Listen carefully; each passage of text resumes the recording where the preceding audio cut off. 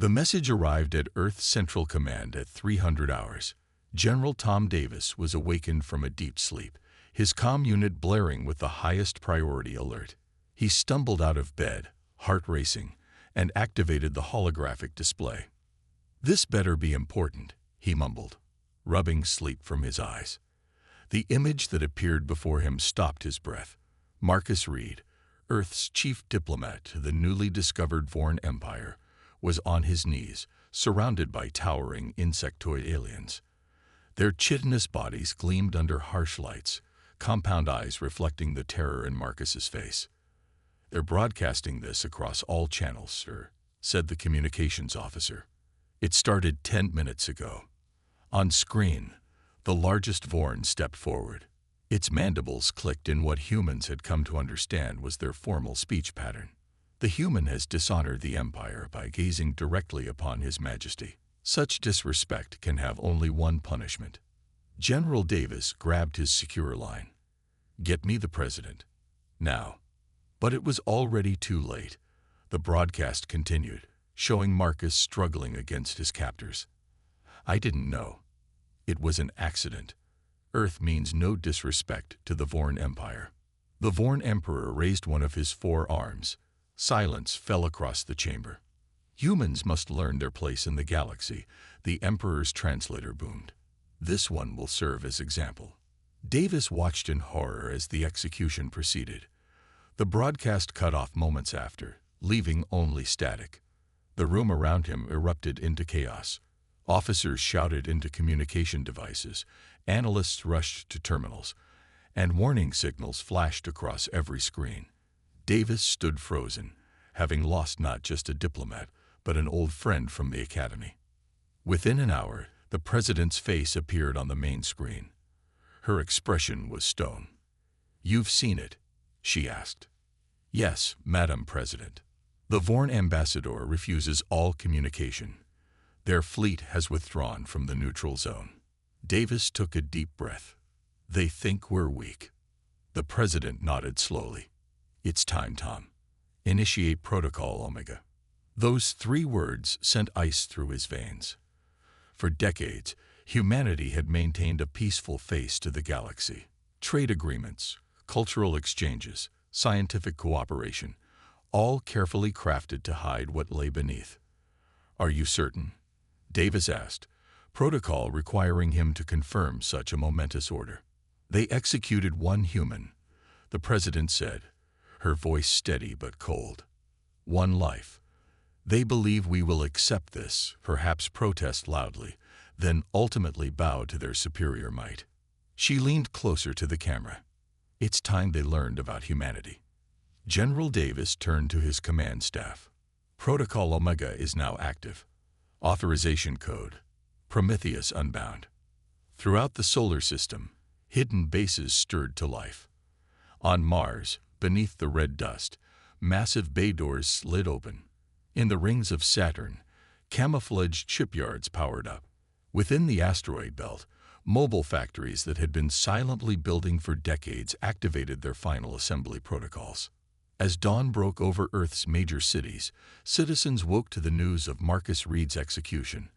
Public screens showed his image, a kind-faced man who had dedicated his life to peaceful diplomacy. Below his picture, a simple message appeared. Humanity remembers its own. The Vorn Empire had made a catastrophic miscalculation. They had judged humanity by its public face, reasonable, collaborative, perhaps even submissive. They never suspected that behind this mask of diplomacy waited the largest armada the galaxy had ever known. Within 48 hours, the first wave of Earth's hidden fleet emerged from their secret docks. Massive dreadnoughts, their hulls dark and purpose-built, moved into formation. The Vorn had killed 1 human. Now 500,000 warships were coming to explain why that had been a mistake. Admiral Jack West stood on the bridge of the EFS Retribution, watching as hundreds of massive warships emerged from hidden docks across the Sol system. The flagship's view screen showed vessels appearing seemingly from nowhere, rising from beneath the surfaces of moons, detaching from asteroids they had been disguised as, and decloaking in the shadow of gas giants. "Status report," he ordered, his voice steady despite the weight of what was unfolding.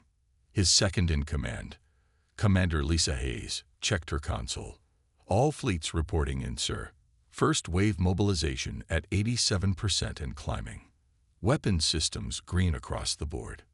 Jack nodded, his eyes fixed on the holographic display showing the gathering armada.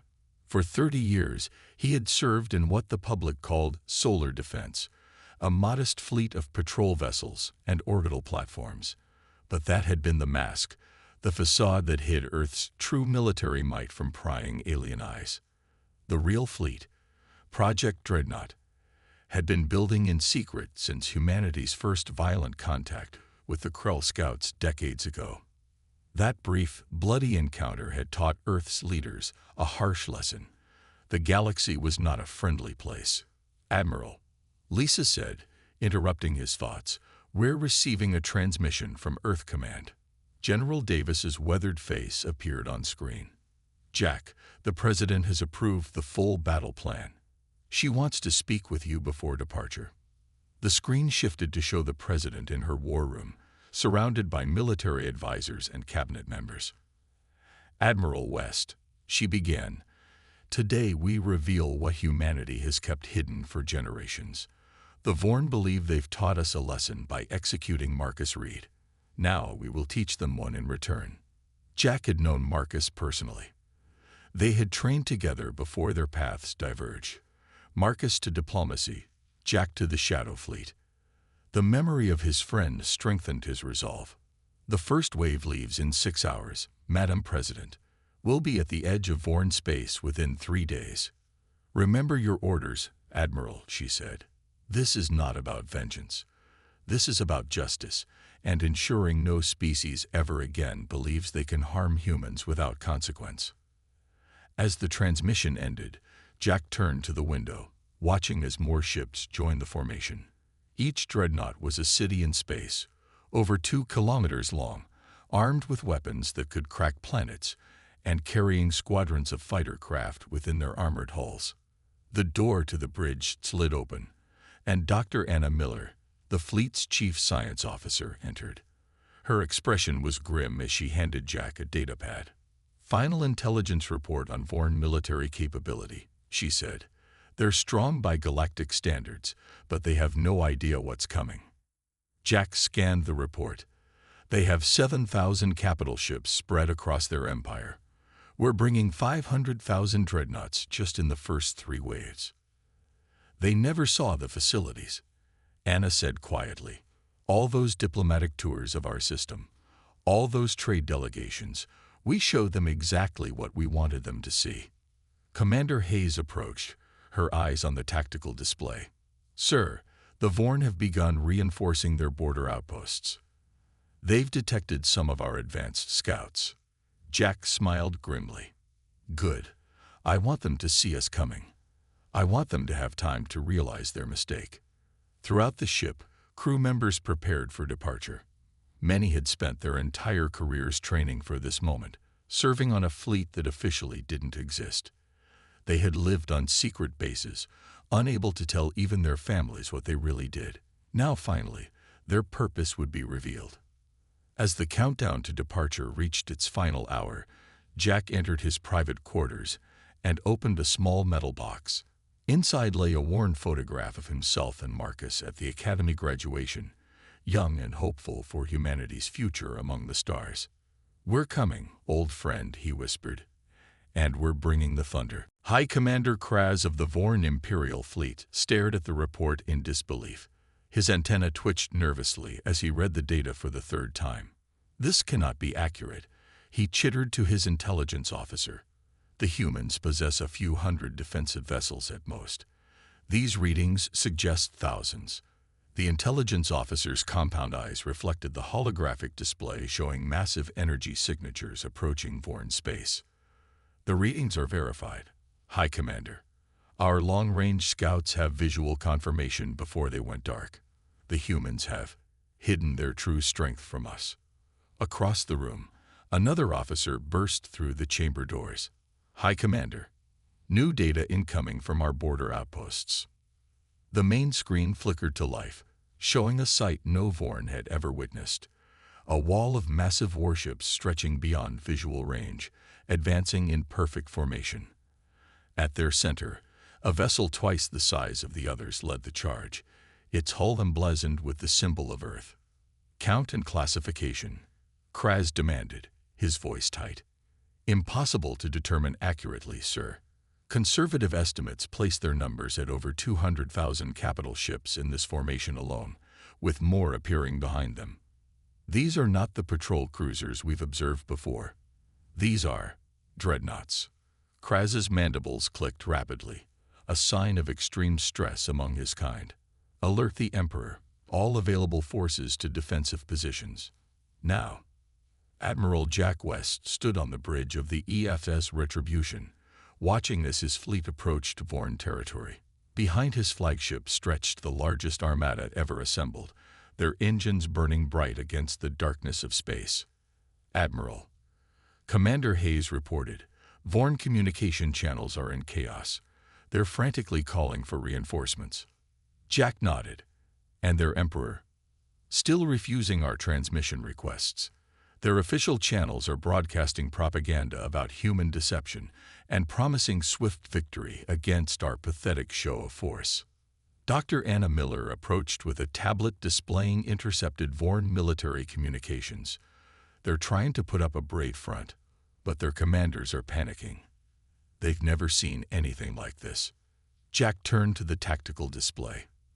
The fleet's formation was a masterpiece of military planning.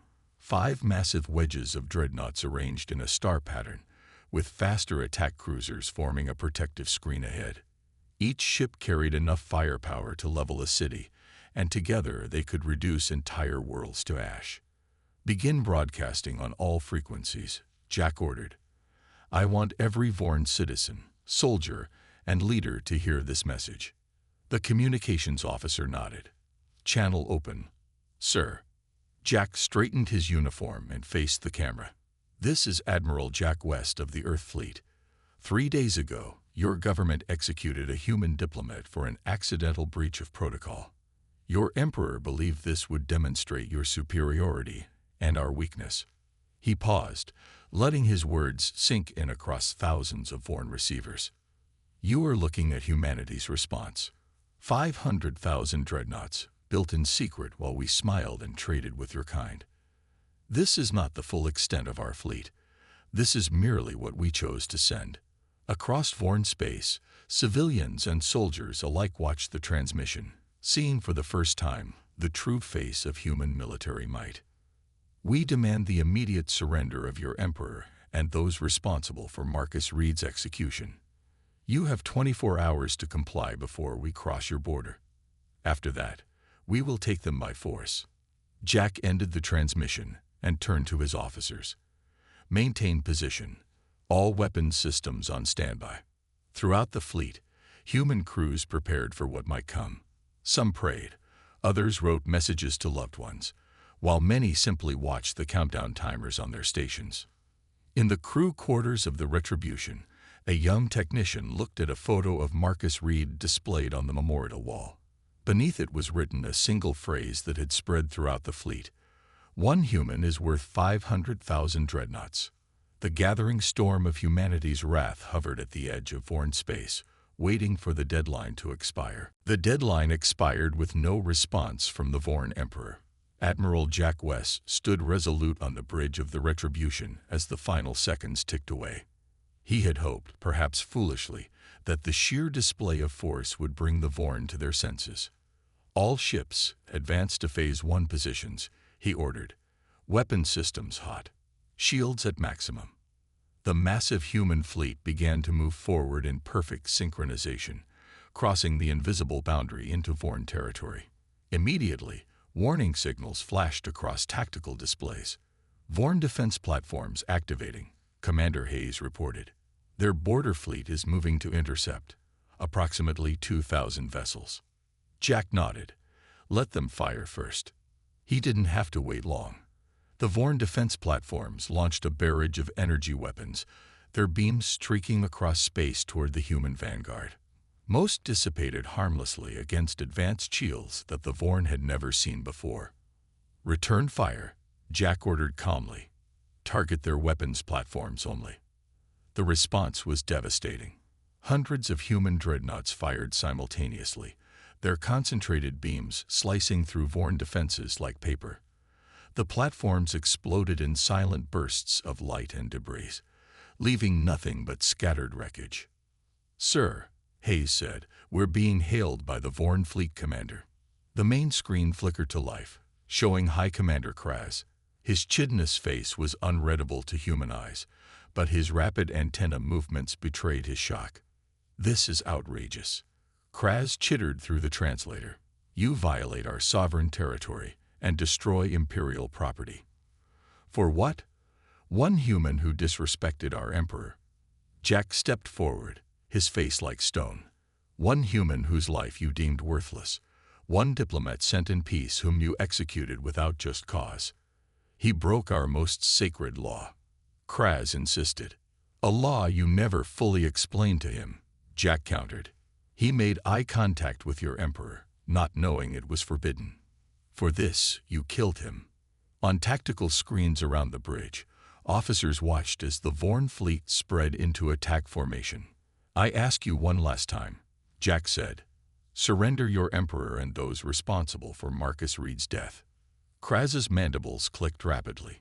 "The Vorn Empire does not surrender to lesser species. We will teach you the meaning of." Jack cut the transmission with a gesture. "They've made their choice. All ships. Execute Battle Plan Alpha." The human fleet split into precise formations, enveloping the Vorn defenders in a three-dimensional cage of firepower. The battle that followed was brief and brutal. Vorn ships, considered formidable by most galactic standards, found themselves outmatched in every category. Human vessels moved with impossible speed and coordination, their weapons penetrating Vorn shields with ease.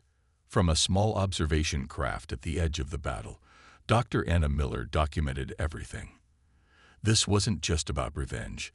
It was about sending a message to the entire galaxy. "Admiral," she communicated to Jack, "we're detecting escape pods from the Vorn vessels." Jack nodded. "Allow them to retreat. Direct our ships to create a safe corridor." Within an hour, the entire Vorn border fleet had been reduced to scattered debris or fleeing survivors. Not a single human vessel had been lost.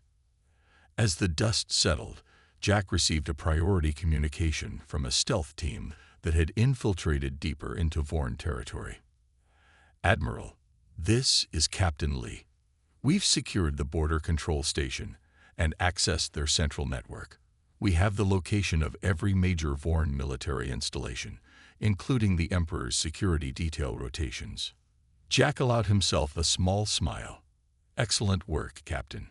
Begin data transmission." On planets throughout the Vorn Empire, citizens watched in horror as footage of the battle spread across communication networks. The invincible Imperial fleet, pride of their species, had been decimated in less than 2 hours. And this, Jack knew, was only the beginning. The human armada pressed forward, unstoppable and methodical, a force of nature seeking justice for one of their own. 3 weeks into the campaign, Admiral Jack West stood before the holographic war table, studying the advancing front lines. Human forces had pushed nearly halfway through Vorn territory, securing 17 major systems with minimal losses. "Admiral," Commander Hayes said, approaching with a datapad, "preliminary reports from Vorn Colony World Krasnine. Our forces have secured the planetary capital." Jack nodded, his face showing the strain of sleepless nights. "Civilian casualties? Minimal. The evacuation protocols worked as planned. Most Vorn civilians cooperated once they realized we weren't there to slaughter them." This had been Jack's strict order from the beginning. Humanity would not sink to the level of their enemies. They sought justice, not genocide. "And what of the colony governor?" he asked. Hayes' expression darkened. "He was involved in broadcasting Marcus' execution. Special forces have him in custody for trial." Across the room, the communications officer interrupted. "Sir, Urgent message from Earth Command. The main screen activated, showing General Davis' gray face.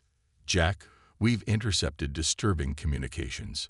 The Vorn Emperor has ordered his forces to begin destroying their own civilian centers, rather than let them fall into human hands. Jack's fist clenched. He's willing to sacrifice his own people. It gets worse, Davis continued.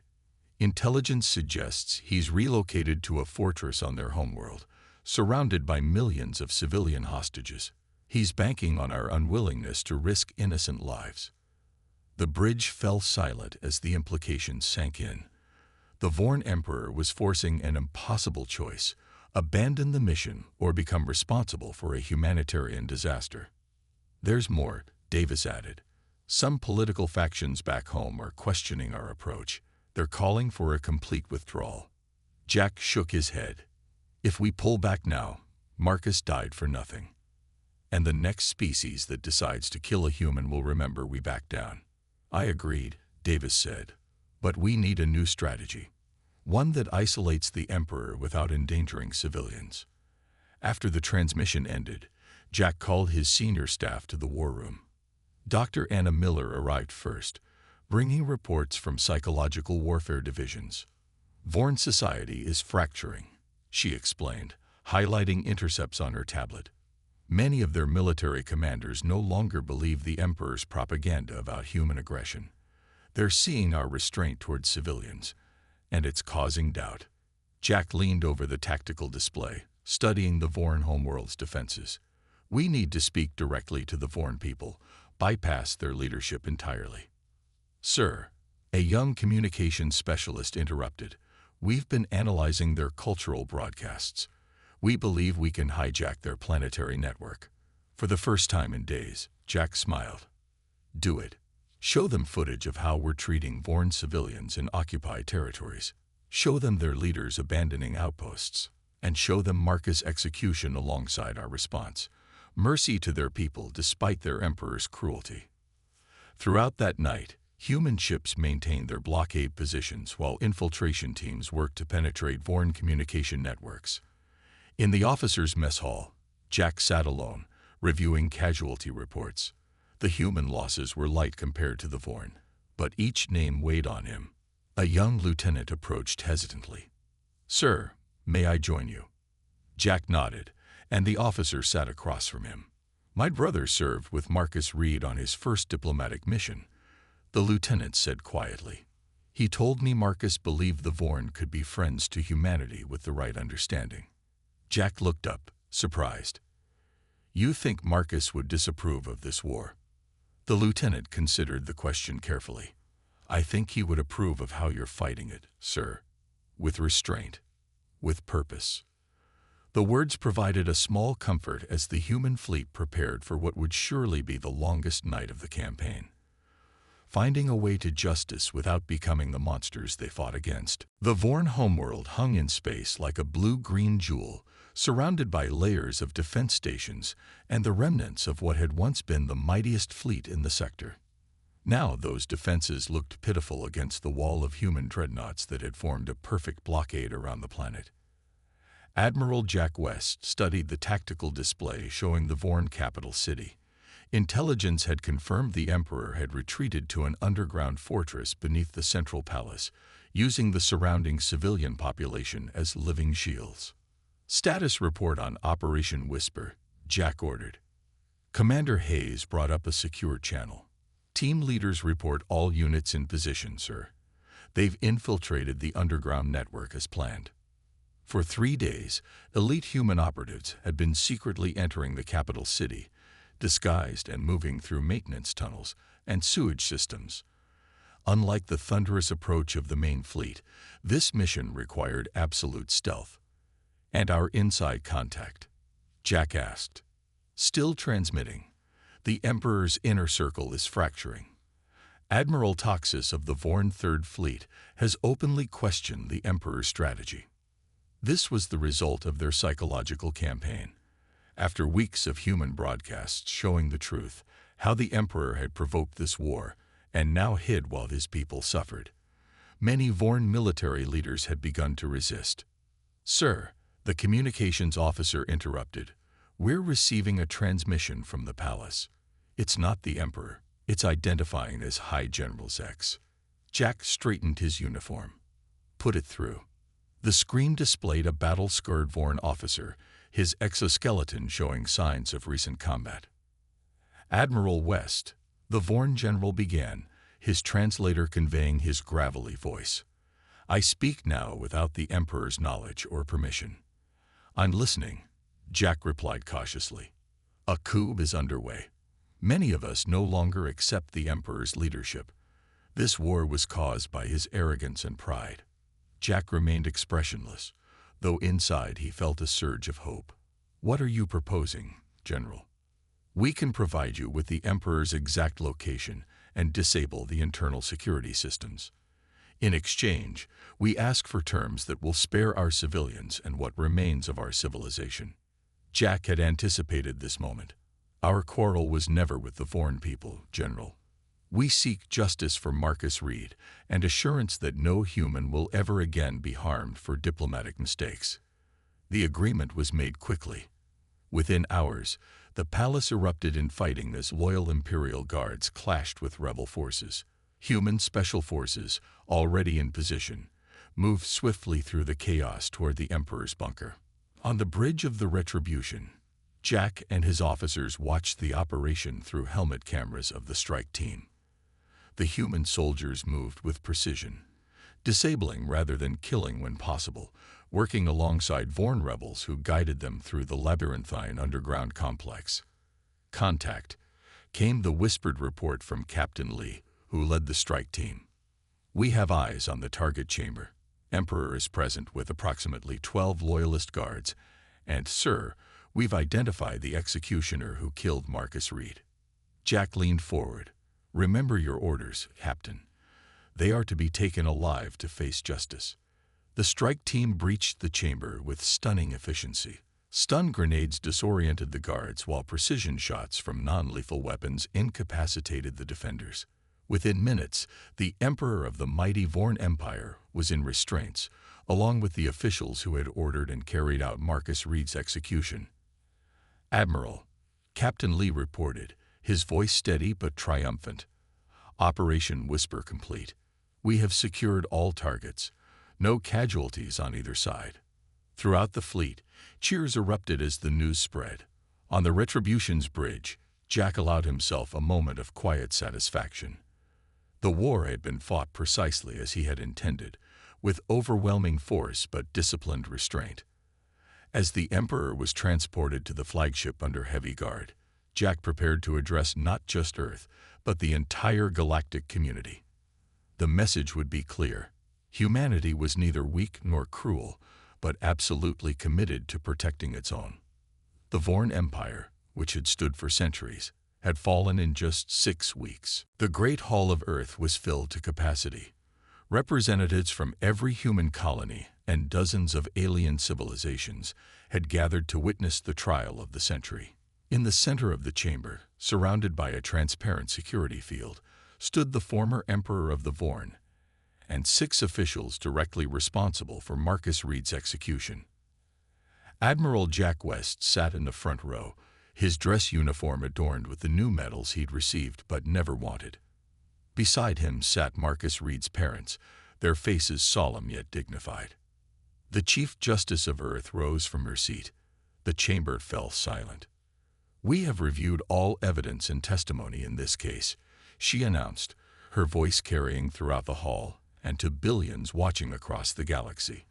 "The defendants have been found guilty of the unlawful execution of diplomat Marcus Reed, an act that violated not only human law, but interstellar diplomatic protocols recognized by all spacefaring civilizations." The former Emperor's mandibles clicked in agitation, but he remained silent. However, the justice continued. "This court recognizes that justice is not the same as vengeance. The human response has already demonstrated our military capability. What we show today is our moral capacity." She looked directly at the Vorn defendants. "Your sentence is not death. Instead, you will spend the next 20 years assisting in the reconstruction of worlds damaged during this conflict. You will work alongside the people you once ruled, rebuilding what your pride destroyed. Murmurs spread through the audience.